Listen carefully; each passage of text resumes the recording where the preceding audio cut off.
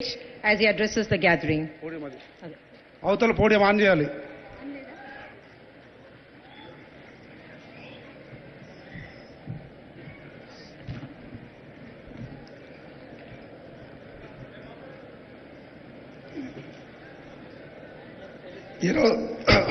ఈరోజు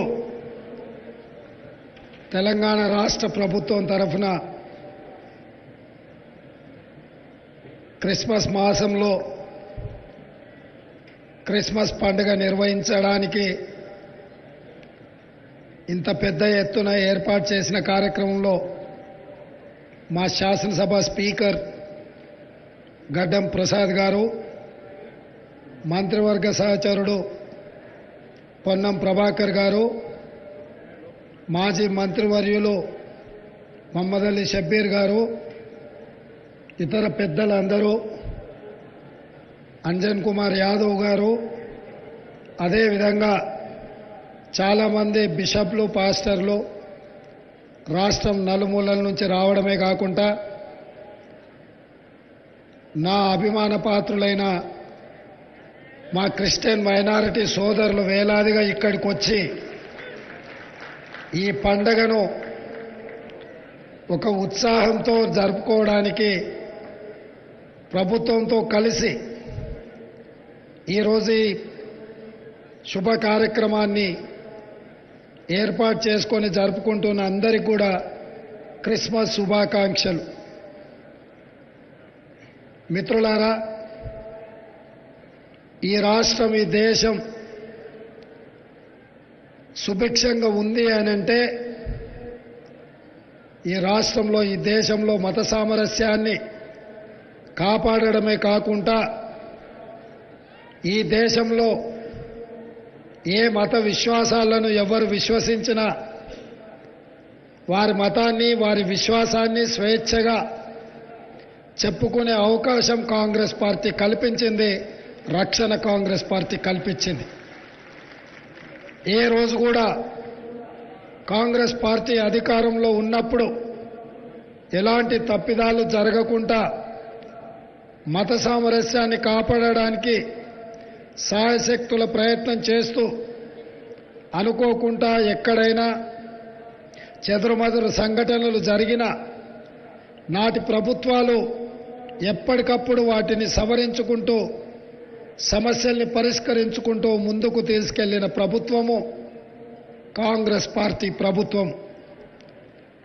ఈరోజు పెద్దలు గొల్లపల్లి గారు చెప్పిండ్రు, వాస్తవంగా చాలా సందర్భాలలో నేను మాట్లాడడం జరిగింది, చెప్పడం జరిగింది.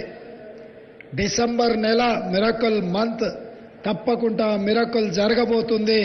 మా క్రిస్టియన్, ముస్లిం మైనారిటీ సోదరుల మీద నాకు సంపూర్ణమైన విశ్వాసం ఉంది. ఆ మిరకల్ మంత్లో వాళ్ళ శ్రమ, వాళ్ళ త్యాగం ఉంటుంది అని చెప్పిన ఈరోజు నేను చెప్పిన మాట వాస్తవం. ప్రపంచానికే డిసెంబర్ నెల మిరకల్ మంత్. ఎందుకంటే యేసు ప్రభువు జన్మించి తనను నమ్ముకున్న మానవాళిని పాపాల నుంచి ప్రక్షాళన చేసి వాళ్ళని స్వర్గంలో సుఖశాంతులతో ఉండే విధంగా తన రక్తాన్ని ధారపోసి పాపులను కాపాడడం జరిగింది.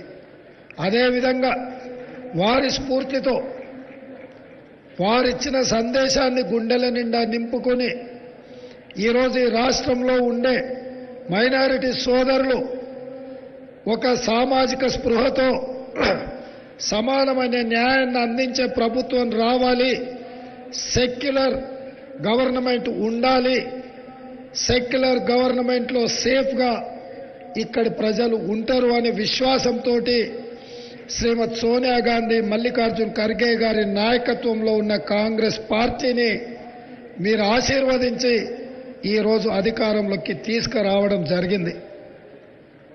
ఈ జర్నీ ఇది పూర్తి కాలేదు. మొన్న కర్ణాటక రాష్ట్రంలో మీరు అధికారంలోకి తెచ్చిండ్రు. నిన్న హిమాచల్ ప్రదేశ్లో కాంగ్రెస్ను అధికారంలోకి తెచ్చిండ్రు. నేడు ఈనాడు తెలంగాణలో కాంగ్రెస్ పార్టీని అధికారంలోకి తీసుకొచ్చి ఒక సెక్యులర్ ప్రభుత్వాన్ని ఏర్పాటు చేసిండ్రు. కానీ ఇంతకంటే పెద్ద గురుతరమైన బాధ్యత ఈ దేశ పౌరుల మీద ఉన్నది. 140 కోట్ల ప్రజలు సుఖశాంతులతో మత సామరస్యాన్ని కాపాడుకుంటూ ఈ దేశం పరిఢవిల్లాలి, ఈ దేశం అభివృద్ధి పదం వైపు దూసుకు వెళ్ళాలి అనంటే రాబోయే రోజుల్లో జరగబోయే లోక్సభ ఎన్నికలలో ఎర్రకోట మీద మువ్వన్నెల జెండా ఎగిరినప్పుడే ఈ దేశానికి రక్షణ ఉంటుంది. ఈ దేశంలో సర్వమత సమ్మేళనం శాంతియుతంగా ముందుకు సాగుతుంది. అందుకే ఈరోజు మా బిషప్లను కానీ, మా పాస్టర్లను కానీ, మా పెద్దల్ని కానీ ఏ చేతులతో మమ్మల్ని ఆశీర్వదించి ఇంత ఉన్నత స్థాయికి తీసుకొచ్చిండ్రో, ఈరోజు దేశ భవిష్యత్తు, దేశ రక్షణనే ఈరోజు అనుమానాలకు దావు తీసే పరిస్థితి కనిపిస్తుంది. మొన్నటికి మొన్న మణిపూర్లో జరిగిన కిరాతక చర్యలు మీరు కల్లారా చూసిండ్రు. నెల రోజులైన వైపున ప్రధానమంత్రి గారు కానీ, కేంద్ర హోంశాఖ మంత్రి గారు కానీ మణిపూర్లో మండిపోతున్న ప్రజలని కాపాడడానికి ప్రయత్నం చేయలేదు.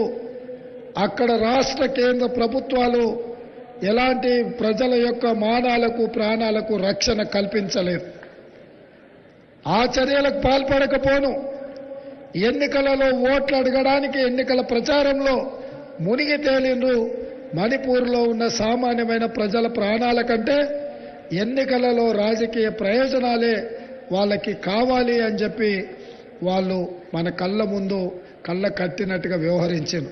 కానీ అదే మా నాయకుడు రాహుల్ గాంధీ గారు స్వయంగా మణిపూర్ పర్యటన చేసి బాధిత కుటుంబాలను పరామర్శించి అక్కడున్న జాతుల మధ్యలో వైరాన్ని, వైషమ్యాలను తగ్గించే ప్రయత్నం చేసి కలిసిమెలిసి ఉండే విధంగా శాంతి నెలకొల్పడానికి శ్రీ రాహుల్ గాంధీ గారు ప్రయత్నం చేస్తే ఆ ప్రయత్నాన్ని కూడా పార్లమెంట్లో ప్రధానమంత్రి గారు విమర్శించిండ్రు.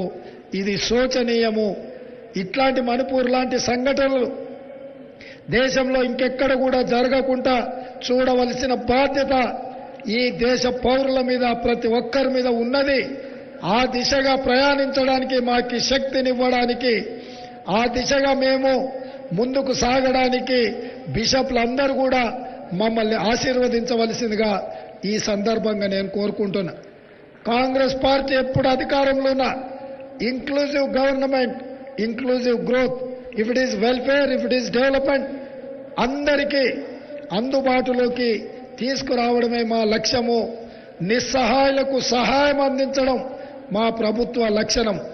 అదేవిధంగా అర్హత ఉన్న వాళ్లకు అవకాశాలు కల్పించడం మా ప్రభుత్వం యొక్క లక్ష్యం.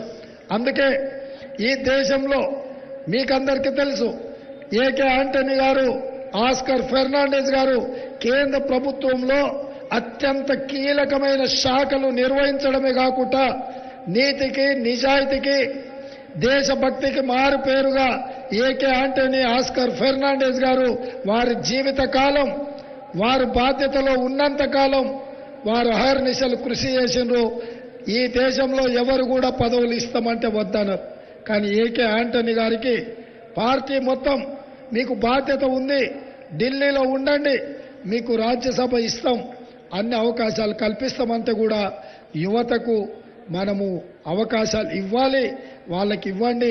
నేను కేరళలో ఉన్నా, ఢిల్లీలో ఉన్నా, ఈ దేశ ప్రయోజనాల కోసం ఎప్పుడూ పాటుపడుతూనే ఉంటా, కాంగ్రెస్ పార్టీ యొక్క గెలుపు కోసం కృషి చేస్తూనే ఉంటా అని చెప్పిన నాయకుడు ఏకే ఆంటనీ గారు.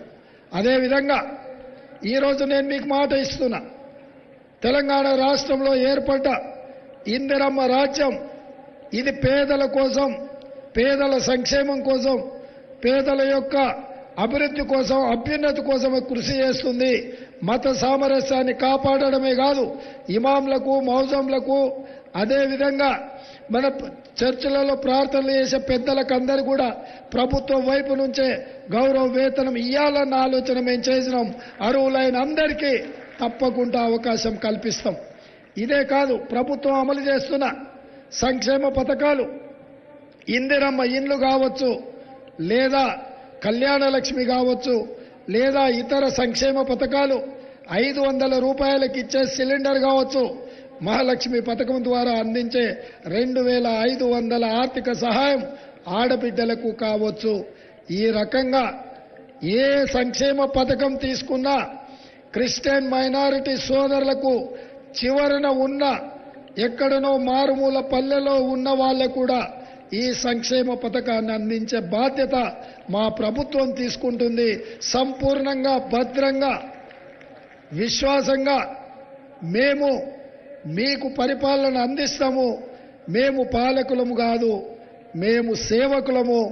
మేము యేసుక్రీస్తునే ఆదర్శంగా తీసుకొని వారి త్యాగాలను మననం చేసుకుంటూ మాకిచ్చిన బాధ్యతాయుతంగా నిర్వహిస్తూ సతీష్ గారు చెప్పిండ్రు, రేవంత్ అన్న అంటే మీరు అండగా ఉంటే మేము అండగా ఉంటాము, మేము ఆశీర్వదిస్తామని. ఈరోజు నేను ఇంత వాడిని అయ్యి ఇక్కడికి వచ్చినా అంటే మా మోహన్ గారు ఉన్నారు. మొట్టమొదట నేను మిడ్చల్ మండలంలో జడ్పీటీసీగా స్వతంత్ర అభ్యర్థిగా పనిచేసినప్పటి నుంచి నా రాజకీయ విధానం, నా వ్యవహార శైలి, నేను తీసుకుంటున్న నిర్ణయాలు ఏ విధంగా ఉండేనో వారికి తెలుసు. జడ్పీటీసీ నుంచి ఈరోజు ముఖ్యమంత్రిగా బాధ్యత చేపట్టిన ఏ రోజు కూడా సామాన్యులకు దూరం కాలేదు, నా బాధ్యతను మరవలేదు. భవిష్యత్తులో ఏ బాధ్యత ప్రజలు ఆశీర్వదించి మీ అభిమానంతో అవకాశం ఇచ్చినా నిత్యం గుర్తుపెట్టుకుంటూ బాధ్యతను మరవకుండా ఈ రాష్ట్రాన్ని అభివృద్ధి పదం వైపు నడిపిస్తూ మత సామరస్యాన్ని కాపాడి మిమ్మల్ని అందరినీ ఎప్పటికీ ఇదే విధంగా కలిసే విధంగా ఏ సందర్భం వచ్చినా స్వేచ్ఛగా సచివాలయం తలుపులు మీకు ఎప్పుడు తెరిసే ఉంటాయి. ఎప్పుడైనా మీరు రావచ్చు, ఏ సమస్య అయినా మీరు విన్నవించవచ్చు. అందుకే గడీలలాగా ఉన్న ముళ్ళ కంచెలతో ఇక్కడి ప్రజల్ని ఎన్నుకున్న ప్రజలనే దూరం పెట్టి పోలీసు పహారాల మధ్యలో ఉన్న ప్రభుత్వాన్ని ముళ్ళ కంచెలు బద్దలు కొట్టినాం. ప్రజావాణి కార్యక్రమాన్ని చేపట్టినాం. ప్రజలు తమ వాణిని స్వేచ్ఛగా వినిపించే అవకాశం కాంగ్రెస్ పార్టీ మా ప్రభుత్వం కల్పించింది. ఎప్పుడు ఏ సమస్య వచ్చినా మా దృష్టికి తీసుకురండి, తప్పకుండా అండగా నిలబడతాం, ఆ సమస్యల్ని పరిష్కరిస్తామని తెలియజేస్తూ మరొక్కసారి క్రిస్మస్ శుభాకాంక్షలు మా మిత్రులందరికీ మీ ద్వారా ఈ దేశ ప్రజలందరికీ కూడా క్రిస్మస్ శుభాకాంక్షలు తెలియజేస్తూ మీ అందరి దగ్గర సెలవు తీసుకుంటున్నా.